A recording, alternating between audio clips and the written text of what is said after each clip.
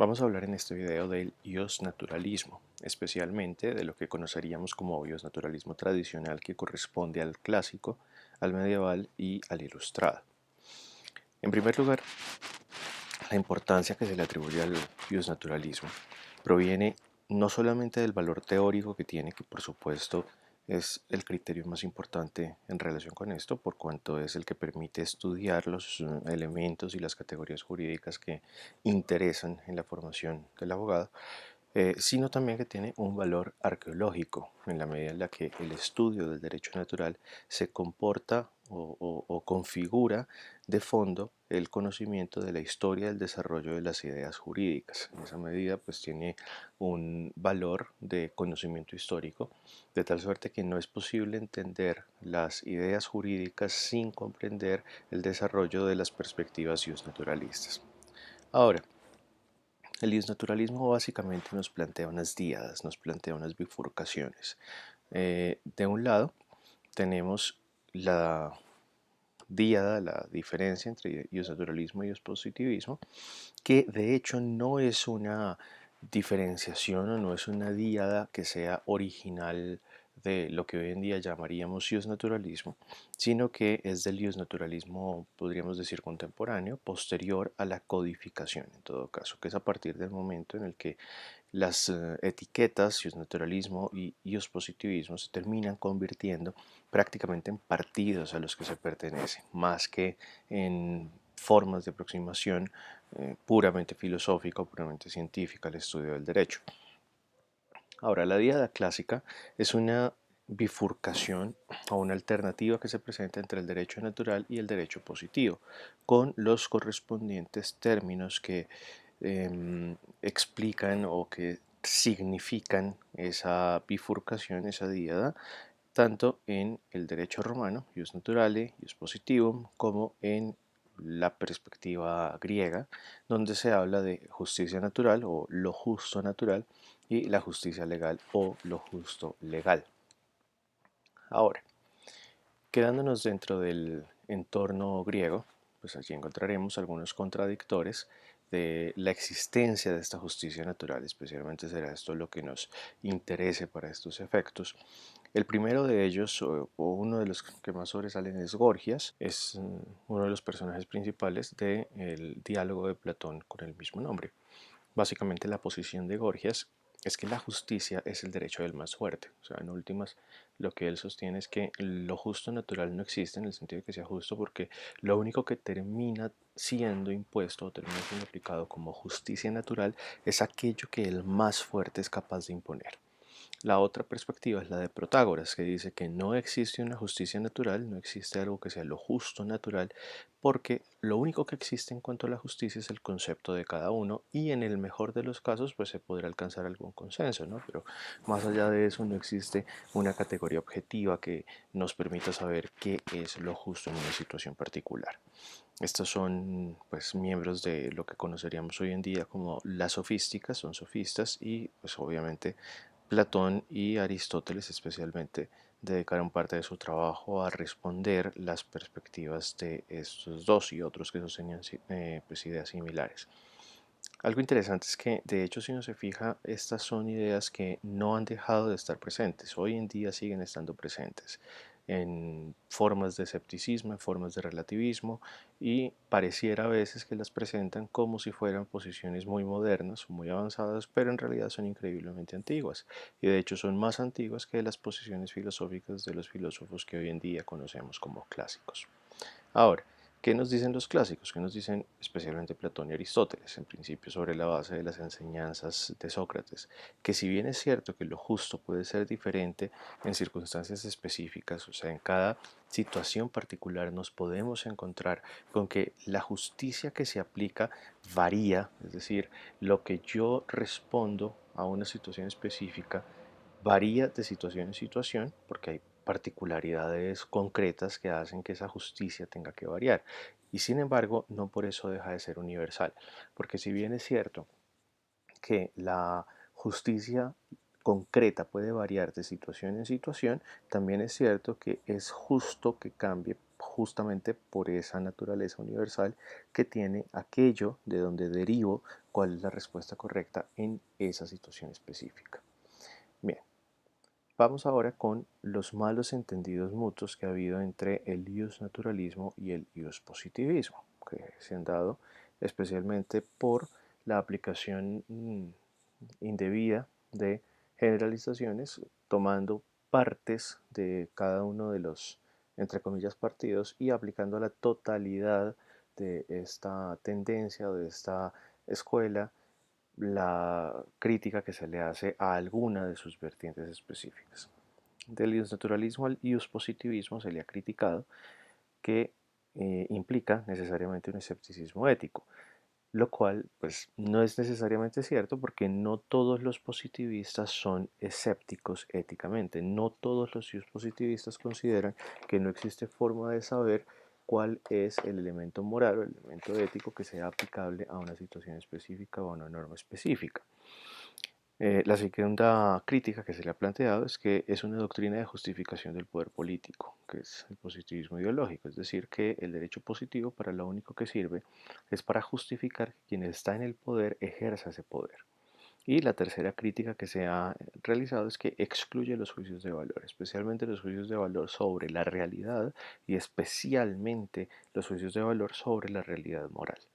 En esta medida, pues el derecho positivo sería prácticamente una tesis en la que no hay forma de aplicar una regla ética, no hay forma de aplicar juicios de valor y por lo tanto termina siendo simplemente una forma de justificación del ejercicio del poder. Esto, por supuesto, puede afirmarse de algunas vertientes del positivismo, pero no es afirmable de todas las vertientes del positivismo y no puede considerarse que ninguna de estas tres críticas hace parte de lo que podríamos considerar el núcleo del positivismo jurídico. Del otro lado, el positivismo ha criticado al naturalismo por algunas razones que también pueden ser consideradas indebidas, generalizaciones indebidas. En primer lugar, que carece de una noción de validez jurídica, lo cual de hecho en un momento veremos que no es así. En segundo lugar, que no admite posiciones plurales respecto de los fines de la vida humana, lo cual de hecho tampoco es cierto en la medida en la que el derecho natural es capaz de ponerse en contacto, o el naturalismo plantea la necesidad de que el derecho natural se ponga en contacto con la realidad concreta para determinar qué es lo justo en una situación particular, considerando de forma específica las particularidades que se dan en esa circunstancia. Y en último lugar, se dice que viola, que desconoce la ley de Hume, es decir, que salta de juicios de hecho, de juicios fácticos, a juicios de valor y especialmente a juicios de valor éticos, planteando condiciones o planteando consecuencias que son universales y que pretenden ser necesarias a partir de situaciones fácticas.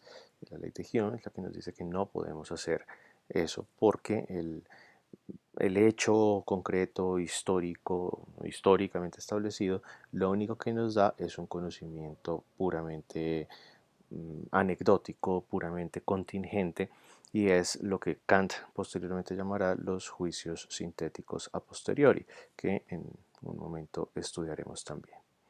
En cuanto a la noción de validez en el naturalismo, tenemos una frase utilizada por San Agustín, por Santo Tomás e incluso por Martin Luther King, que es lex injusta non est lex. Y me he tomado el trabajo de poner aquí unas comillas, unos apóstrofos que cumplen la función de convertir a esta lex en lex prima y a esta lex en lex secunda para diferenciarlas, mostrando que esta lex y esta lex no son el mismo sustantivo, no son el mismo sujeto en este caso, y lo que quiere decir lex injusta non est lex no es que la ley cuando es injusta deja de ser ley en sentido positivo, no es que el derecho positivo deje de ser derecho positivo cuando incurre en injusticias, sino que el derecho positivo cuando es injusto deja de ser derecho sin perjuicio de que sea aplicable positivamente. Entonces deja de ser derecho en el sentido abstracto, natural, en el sentido universal de existe un derecho que nos rige que está por encima de las nociones de derecho humano. Entonces esa lex prima, derecho positivo, deja de ser derecho natural en la medida en la que carece de justicia. Y esto lo que nos muestra es que es un pensamiento bottom-up, o sea, es un pensamiento que va desde abajo hacia arriba. Lo que hace es mirar la norma, mirar el derecho positivo en su contexto particular y analizar su justicia. Entonces, no es un planteamiento que se haga desde arriba, sino que es un planteamiento que se hace desde abajo. Se parte desde la norma particular, su aplicación, sus consecuencias, sus entornos, los antecedentes, etcétera, y sobre esa base se analiza qué tan justa puede ser considerada esa norma en esa situación concreta. Y esto implica que la reflexión sobre el derecho natural implica que existe un derecho positivo. O sea, diríamos en términos kantianos que el derecho positivo es una condición de posibilidad del conocimiento del derecho natural. Y también nos indica cuáles son las funciones del derecho natural, que serían dos. La primera es identificar los límites del derecho positivo. ¿Cuáles son los límites del derecho positivo? ¿Cuáles son las limitaciones a las que la ley humana está sujeta? El derecho natural es el que nos ayuda, es el criterio epistemológico que nos ayuda a identificar esos límites. Y en segundo lugar, nos ayuda a identificar la justicia, qué tan justa es una norma en una situación particular o incluso a analizar la justicia de una situación en particular, al margen de la aplicación de las normas concretas. Esto me hace pensar, por ejemplo, en las sentencias en las que la Corte Constitucional señala que hay inconstitucionalidades fácticas, un estado de cosas inconstitucional. En última, lo que está haciendo es identificar la justicia en una situación particular. No está analizando ahí la constitucionalidad o inconstitucionalidad o la justicia o injusticia de una norma particular, sino de la situación en sí. Ahora, eh, en términos del desarrollo del derecho natural, no ha habido problema con que al identificar la justicia o la injusticia de una norma, en todo caso se sepa que lo que se debe aplicar es el derecho positivo. Por ejemplo, en el derecho romano, pues teníamos que ellos tenían claro que en el derecho civil el esclavo no era persona, pero en derecho natural sí lo era. Entonces sabían que había una bifurcación entre la aplicación del derecho positivo y aquellas expectativas que legítimamente se derivaban del derecho natural, sin perjuicio de lo cual el derecho positivo seguía siendo aplicado.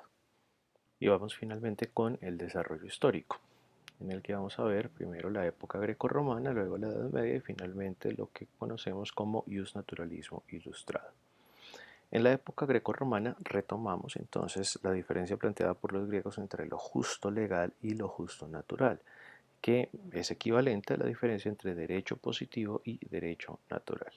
Ahora, en Roma tenemos dos autores muy importantes en términos de el desarrollo filosófico o al menos en el planteamiento de conceptos relativos al derecho natural. El primero de ellos es Cicerón, que era un estoico. Su forma de ver el mundo, su filosofía de base era el estoicismo. Eso implica que su posición fundamental frente a la vida es que la razón debe controlar las pasiones, es decir, debe orientar su uso. Cicerón plantea que el ser humano participa de una razón universal y eso implica que, siendo humano, pues tiene que vivir de acuerdo con esas razones, es como su principal deber. De esta suerte, el planteamiento de él es que la ley natural es la ley de la razón. Y aquí podríamos decir que entonces Cicerón se ubica en la posición que nos dice que la naturaleza del ser humano es ser un ser racional. Entonces, ¿qué hacemos para conocer a la ley natural? Cicerón nos dice que para conocerla hay que profundizar en las inclinaciones naturales del ser humano y define esas inclinaciones naturales o nos aproxima un concepto hablándonos de las tendencias más profundas sin dejarse engañar por las pasiones. Es importante notar cómo las pasiones se oponen a esas tendencias más profundas. Las tendencias más profundas del ser humano entonces son necesidades fundamentales, pero no son expresiones pasionales. Entonces, esto nos lleva a preguntarnos qué son o cuáles son esas inclinaciones naturales. Él nos plantea cinco. En primer lugar, la autoconservación. Es evidente que yo quiero sobrevivir. En segundo lugar, la procreación. Es evidente que yo quiero reproducirme. Y eso es algo que hoy en día puede parecer extraño, puede mirarse con sospecha, pero lo cierto es que el ser humano tiene un proceso evolutivo en el que se incorpora en un grupo específico de animales, somos primates, somos mamíferos y pues nuestra naturaleza pretende reproducirse, pretende procrear, es algo que está inscrito en nuestra genética y eso conlleva posteriormente al tercer nivel, que es el cuidado de sí y de los hijos, que es como una culminación o una expresión más desarrollada de las dos primeras inclinaciones. En cuarto lugar, ya tenemos un nivel más abstracto, más profundo, más humano, que es el relacional, que se dará en la cercanía de la amistad y en la lejanía, en la pertenencia a una comunidad. Y en quinto lugar, la búsqueda de la verdad y el bien. Es muy interesante notar también cómo este listado de esta relación de inclinaciones naturales que Cicerón nos plantea coincide en gran medida con la pirámide de necesidades de Maslow que se utiliza en la psicología contemporánea, la psicología humanista y también en la administración, incluso para efectos de marketing. Ahora, el otro gran autor que nos va a dar una definición del derecho natural es Ulpiano, y ya obviamente desde la época clásica del derecho romano. Su definición es quod natura omni animalia docet, lo que la naturaleza le enseña a todos los animales. Y es interesante porque de nuevo plantea entonces la cuestión de la naturaleza humana. La naturaleza humana es simplemente ser un ser biológico, que sí lo es, por supuesto, pero también es importante considerar que la naturaleza humana incorpora la racionalidad. Entonces terminamos en que el piano de fondo, que también estaba muy influenciado por los estoicos, no faltaba más, está de alguna forma replanteando la idea que Cicerón estaba desarrollando aquí, y es que las pasiones, que vendrían a ser como esa expresión de animalidad del ser humano puramente mm, reactiva, tienen que ser orientadas por la razón. Entonces, ¿qué le enseña la naturaleza a todos los animales? Ciertos comportamientos específicos. Y concretamente al ser humano, dentro de ese universo de comportamientos específicos, le enseña que debe utilizar la razón y que debe ser capaz o que debe por lo menos intentar aprender a dirigir, a orientar esas pasiones a través del logos, a través de esta capacidad, esta facultad que le ha sido dada. En segundo lugar, tenemos la época de la Edad Media, en la que es importante notar que el derecho vigente era el corpus iuris civilis, lo cual significa que no hay una ruptura necesaria en cuanto a la cultura jurídica entre el derecho romano y el derecho medieval. El corpus iuris civilis, que es esa compilación que finalmente construye Justiniano, pues sigue estando vigente y sigue siendo el derecho común en toda la época medieval. Ahora, en esta época también, en el 1140, se emite el decreto de Graciano y posteriormente se emiten otros decretos que son en general compilaciones de derecho canónico que configuran poco a poco lo que luego se va a conocer como Corpus Iuris Canonici, es decir, un cuerpo de derecho canónico. Este nombre y esta configuración nos muestra que hay una tendencia a generar cuerpos de derecho, es decir, a generar sistematizaciones racionalistas o sistematizaciones razonables del saber jurídico. Y esto implica que la idea que se tenía del saber jurídico es que el saber jurídico debía recaer sobre saberes racionales o sobre construcciones conceptuales racionales. Y esa racionalidad llevaba a ese esfuerzo por corregir las contradicciones que hubiera entre las distintas normas, sin importar si se trataba de derecho positivo o de conceptos y categorías generales en el derecho natural. Por eso el decreto de Graciano se llamaba Concordia Discordantium Canonum, o sea, la concordación de las contradicciones o de las discordancias en los cánones. Se convierte en una actividad fundamental ese esfuerzo por lograr que no haya contradicciones y que el sistema jurídico sea una totalidad coherente. Eso es lo que llamaríamos una actitud sistémica, que además, para lograr esa corrección de contradicciones, pues busca vínculos y relaciones y termina estableciendo nexos entre conceptos y categorías que en principio o a primera vista podrían considerarse como ajenos el uno al otro. Y el gran autor de esta época pues era Santo Tomás, que de alguna forma retoma las ideas de Cicerón, especialmente lo que tiene que ver con la ley de la razón, con que la ley natural es la ley de la razón, y dice que esta ley de la razón, o podría no especificarlo mejor diciendo que la capacidad humana de percibir esa ley de la razón es una chispa de la razón divina. No dejemos de lado la idea de Cicerón de que el ser humano participa de una razón universal. Es básicamente la misma idea que Santo Tomás va a defender aquí. La criatura participa de la ley eterna, o sea, de alguna forma participa de esa chispa de la razón divina, que vendría a ser para estos efectos esa razón universal. Ahora, como la criatura participa de esa ley eterna, puede entrever lo racional. Entrever porque probablemente no puede verlo con total claridad, no puede aprehender una situación, un saber, un nivel de profundidad tan grande como lo divino, pero puede entreverlo, puede ver lo que es necesario para el comportamiento adecuado del ser humano. Y eso que es racional, entonces es obligatorio. Esto significa que el ser humano puede entrever, por lo menos, puede entrever lo que es obligatorio. Y si lo puede entrever, pues está obligado a ello. Y eso significa que la razón es un método universal para la búsqueda de lo justo. No es un método que requiera de la revelación para encontrar lo justo, sino que está presente en todas partes porque el ser humano de suyo participa de esa razón divina. ¿Cuál es la función de la revelación entonces en este entorno?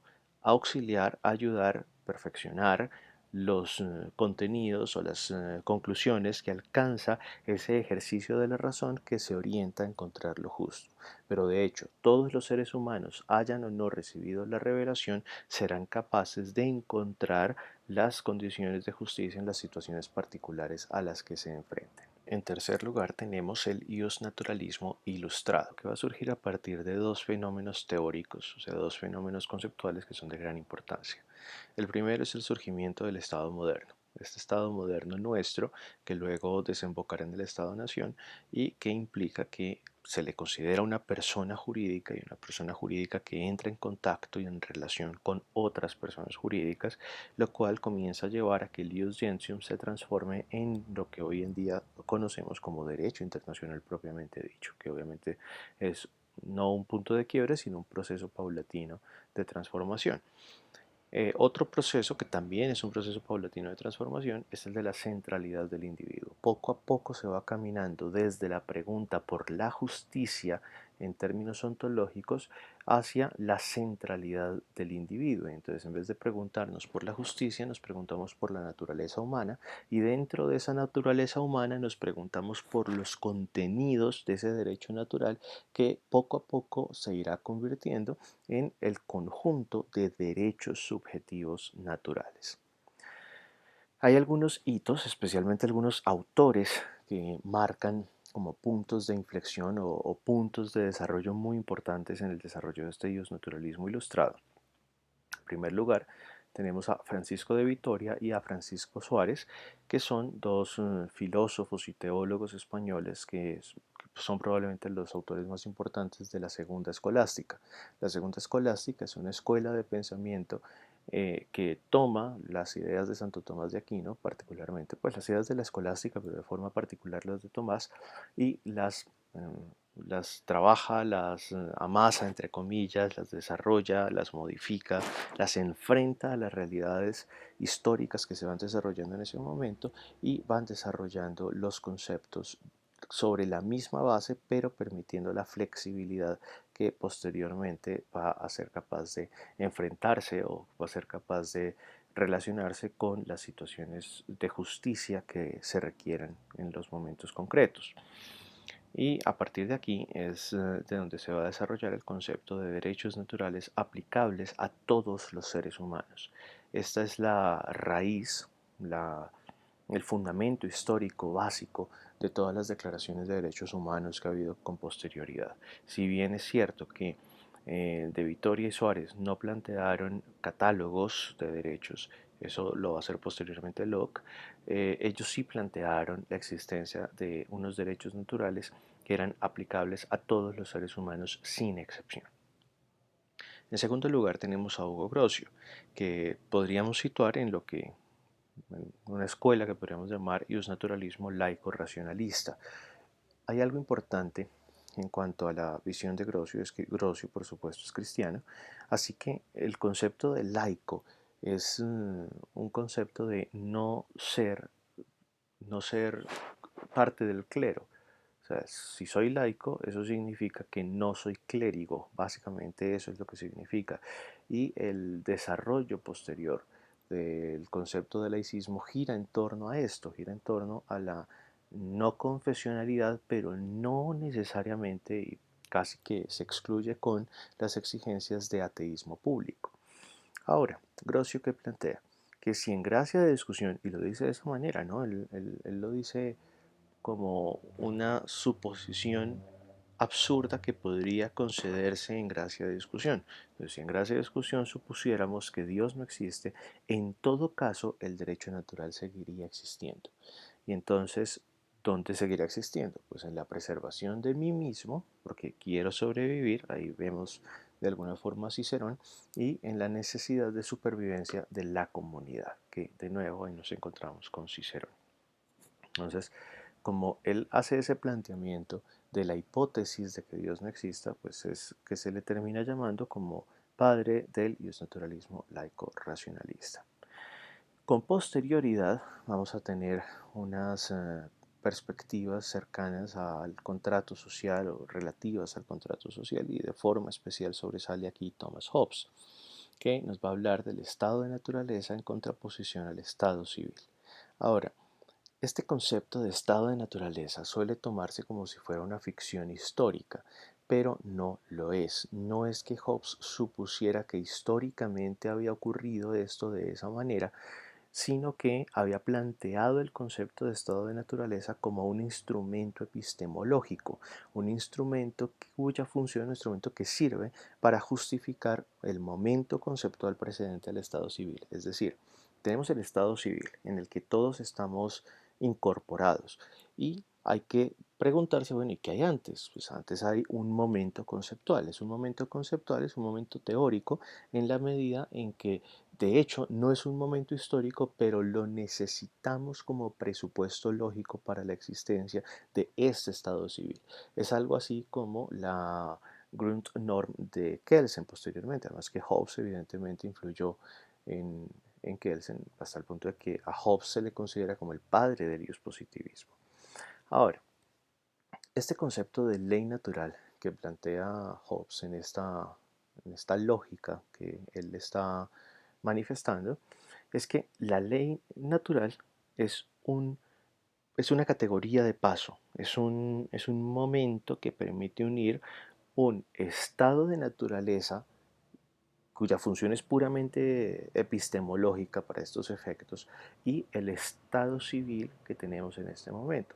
Entonces, la ley natural es simplemente un concepto que media entre el desorden, cualquiera que sea su configuración, y el estado civil en el que nos encontramos, y justifica el paso desde ese desorden hasta el orden estatal. Entonces, dice él, pues como su único contenido es decirle al ser humano que es mejor pasar y que es lo racionalmente exigible pasar del desorden al orden, pues la ley natural carece de otros contenidos, por lo tanto, deja de funcionar en cuanto el derecho positivo entra en vigencia. Es decir, la ley natural simplemente sirve para justificar la entrada en el estado civil. De nuevo, Grundnorm en términos kelsenianos. Posteriormente vamos a tener a Locke. Y Locke nos va a plantear otras cosas. Locke va a retomar a De Vitoria y a Suárez y nos va a hablar de los derechos subjetivos naturales irrenunciables e inalienables. Y es el que va a plantear por primera vez un catálogo de derechos naturales que deberán ser respetados por todos y de forma especial por el Estado. Esos derechos naturales son, en primer lugar, la vida, lo cual es evidente porque la vida es el más fundamental de todos los derechos, porque todos los derechos son accesorios a la vida. Es decir, sin vida no puede haber ningún otro derecho. Aparte de la vida está la libertad, y junto a la libertad está la propiedad. Ahora, la propiedad ganada con el propio trabajo. No es simplemente el derecho a tener una propiedad, sino de alguna forma, podría plantearse al revés, el derecho a trabajar y acumular el fruto de ese trabajo. Locke se aparta de Hobbes de una manera radical porque él sostiene que la ley natural no es simplemente un teorema que permite pasar o que permite justificar que no entremos en caos, sino que nos mantengamos en el orden y pues va a decir, no señor, esa ley natural tiene unos contenidos específicos que son estos, que son unos derechos subjetivos naturales, es decir, son unos derechos preexistentes al Estado. Y entonces eso hace que la ley natural, cuando entra en vigencia el derecho positivo, se vuelva aún más coactiva, es decir, aún más exigible. No como el planteamiento de Hobbes de que la ley natural deja de ser exigible cuando entra en vigencia el derecho positivo, sino todo lo contrario. Una vez ha entrado en vigencia el derecho positivo, la exigibilidad de la ley natural es mucho más fuerte. Entonces, ¿cuál es la función, según Locke, de esa ley natural? Pues, en primer lugar, establecerle límites al poder político. Decirle al Estado, señor Estado, usted no puede pasar de aquí. Y eso tiene la consecuencia de que entonces la existencia del Estado se da para proteger esos derechos objetivos naturales. La función del Estado no es conceder derechos, la función del Estado no es conceder simplemente situaciones en las que los seres humanos puedan sobrevivir haciendo una transacción de derechos como plantea, o una transacción de facultades como plantea Hobbes, sino que la función del Estado es preservar este catálogo de derechos. Y entonces el Estado surge y surge inmediatamente con limitaciones. Y esas limitaciones son externas a él, no es que el Estado se limite a sí mismo, y son preexistentes, existían antes de que el Estado existiera. Esto pues sienta las bases para una aproximación top-down posterior porque de entrada plantea unos contenidos generales abstractos que deben aplicarse a las situaciones particulares de forma universal y de forma, pues en principio, ¿no?, hasta cierto punto inflexible. Es el punto en el que coinciden naturalismo y positivismo, especialmente este naturalismo que aquí ya podríamos llamar racionalismo y el positivismo que encontrará su cumbre posteriormente en Kelsen y Hart. Y además, por esta aproximación top-down, pues nos abre las puertas a las codificaciones, porque al soberano le interesa mucho mostrar que su derecho, que la legislación que emiten no es irracional, sino que es racional, no es caprichosa, sino que está sujeta a los cánones de la razón. Y esto tiene una tercera consecuencia y es que las posiciones naturalistas, estos catálogos de defensa de derechos subjetivos naturales, la idea de que existe esa ley natural que implica que hay unos contenidos que deben ser respetados a todas las personas, etcétera, pues termina pasando al campo de la filosofía política. Y entonces ahí es donde tenemos, por ejemplo, las teorías de la justicia, en las que se pregunta de nuevo qué es lo justo, qué es lo injusto, cuáles son los criterios para determinarlo, sin perjuicio de que tengamos un derecho positivo que se deba aplicar. Y en último lugar tenemos a Kant. Kant hace unos planteamientos sobre la base de su crítica. La crítica es análisis, y él lo que hace es plantearse cuáles son los límites de la razón, cuáles son las fronteras más allá de las cuales la razón es incapaz de llegar porque no tiene suficiente fuerza. A partir de aquí va a desarrollar su filosofía trascendental, que es básicamente una filosofía que no estudia las cosas, sino que estudia al sujeto y la forma en que el sujeto conoce sus objetos de conocimiento. Entonces, el análisis trascendental, o quizás podría uno plantear el análisis de lo trascendental, es el estudio de las condiciones de posibilidad del conocimiento, condiciones de posibilidad, las condiciones que hacen posible el conocimiento, las condiciones por las que podemos pensar, o sea, sostener en el pensamiento los objetos que nos dan los sentidos. De otra forma, podría decirse, son los requisitos para que una sensación, o sea, el impulso físico que interactúa con las células receptoras, para que ese impulso, esa sensación, se configure en el entendimiento como un objeto de conocimiento o como un objeto conocido. De alguna forma, lo que Kant está planteando es cuáles son las estructuras cognitivas a priori, las condiciones y las estructuras cognitivas que ya están en el ser humano y que le permiten transformar la sensación en percepción. Y entonces desarrolla el análisis de tres tipos de juicios. Los juicios analíticos a priori, que son juicios que no requieren de la experiencia. Su contenido pues, es universal y necesario, pero el predicado, o sea, lo que decimos del sujeto, ya está incluido en el sujeto. Por ejemplo, un polígono. Polígono significa poli, muchos, gono, lados. Entonces un polígono tiene muchos lados. Pues bueno, esto no nos aporta más conocimiento. El color negro es negro. Pues sí, no nos aporta más conocimiento. Es verdadero, es universal, pero no significa mayor cosa. Simplemente nos está explicando. Es un juicio explicativo, pero no nos aporta, no nos añade conocimiento.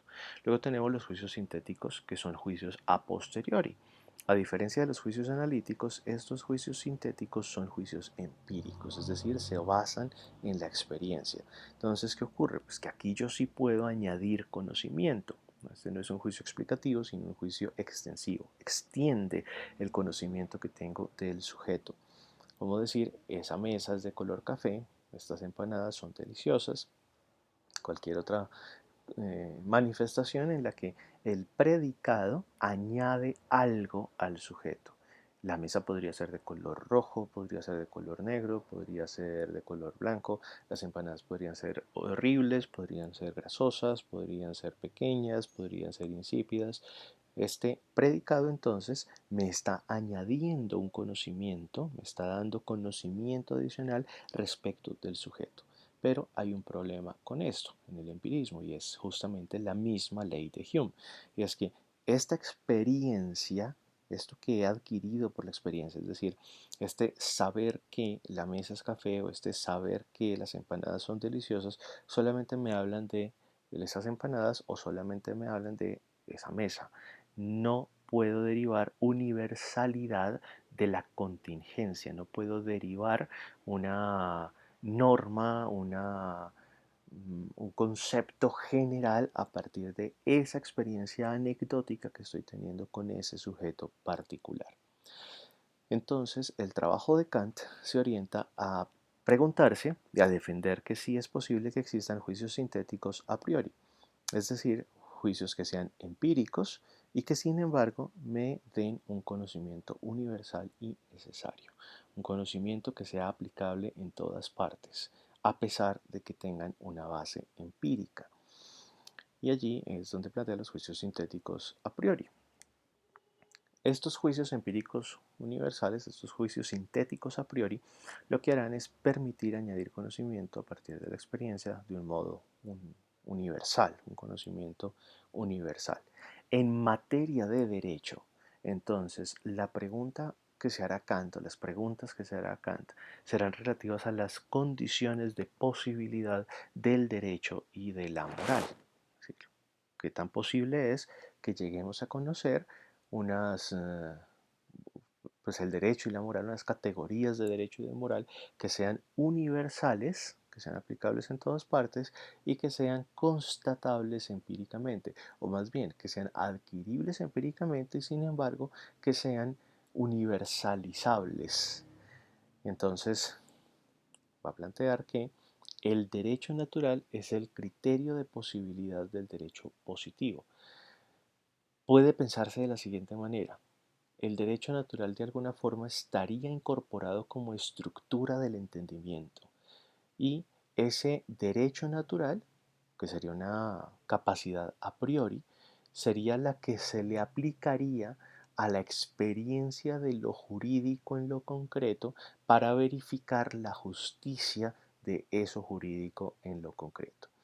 Y entonces el derecho positivo será legítimo en la medida en que exprese lo razonable, es decir, en la medida en la que su expresión esté de acuerdo con las expectativas que plantean esas estructuras a priorísticas del derecho natural que están incorporadas, podríamos decir, en el cerebro de cada una de las personas.